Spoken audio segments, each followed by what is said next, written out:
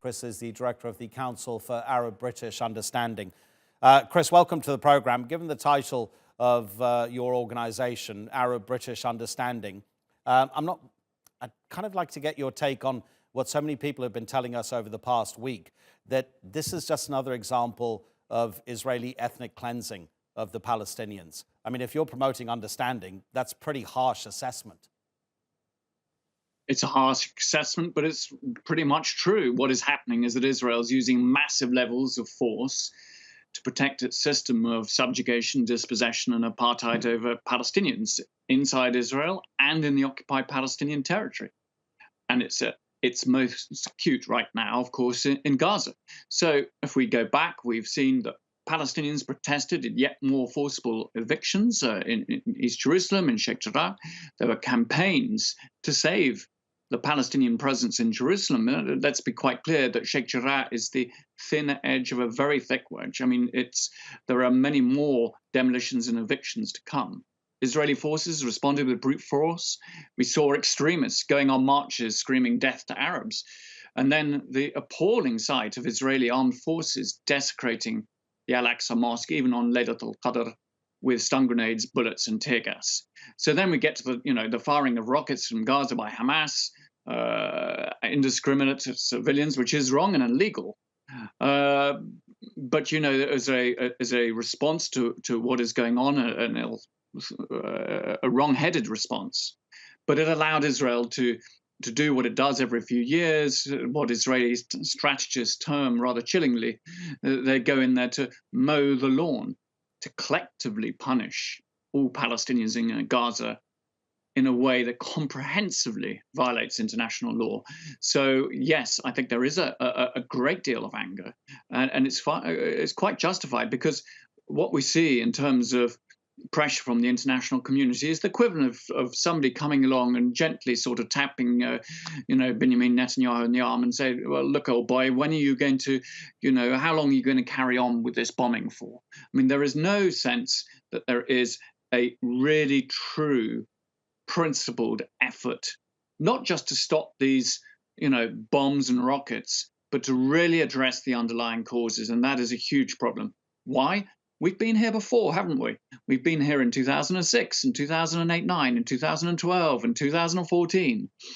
And after the guns fall silent, Israeli citizens, thankfully, can go back to lives that are normal. They can go and sip cappuccinos in cafes in Tel Aviv. But for Palestinians, it's not quiet, it's not calm, it's not de-escalation, because they go back to lives under occupation. They go back to lives where homes and schools may be liable to demolitions. They go back to a system of checkpoints and obstacles to movement that just totally govern the entirety of their lives. Or if you're in Gaza, they just continue to have to exist in this hellhole, this open-air prison, where most Palestinians in Gaza haven't left this century, where they cannot trade. There's no economic life, no jobs, no prospects. The water is so disgusting that it's not fit even for animals. And what have they got to live for in there?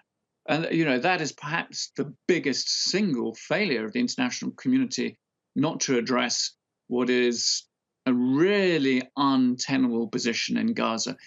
And I just hope, although I don't have a lot of confidence, that perhaps this time around we will get to that point. Chris, I need to interrupt you because I need to get your take on something else here. Human Rights Watch was extremely damning and extremely succinct when, in a very recent report, it said the state of Israel is guilty of crimes of apartheid against the Palestinian people. And then you mentioned the failure of the international community. So tell us what you think actually would work. What action could the international community take to make Israel give Palestinians equality?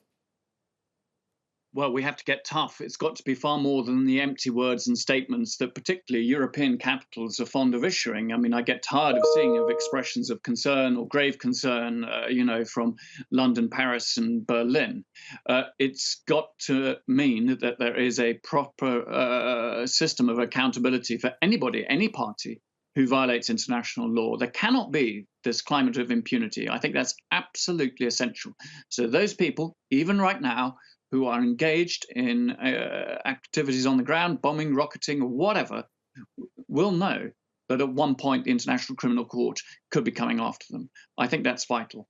But I think also we have to be willing to take other pressures to say that, Israel cannot be treated as a normal member of the international community as long as this system of apartheid continues. And it wasn't just Human Rights Watch. We had B'Tselem, the very distinguished Israeli human rights group, calling for this, as well, of course, as Palestinian groups who've been saying this for years.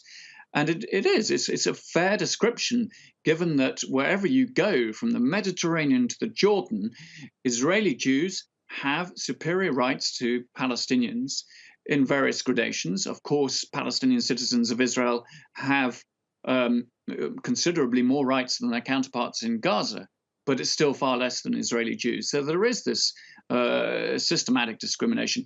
That has to be, actually for Israel's sake too, in order that it has a harmonious society, that has to be unpicked, unraveled, dismantled, in order that we can eventually get to a situation where two peoples can live in this wonderful land in peace and harmony and equality and security.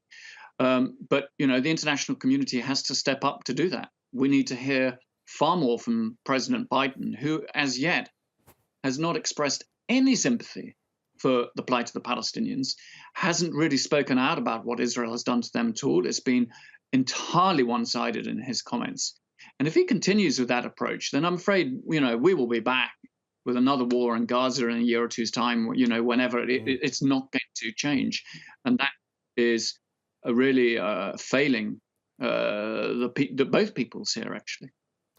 Chris, thank you very much indeed for your time. Really appreciate it. Chris Doyle, Director of the Council for Arab-British Understanding.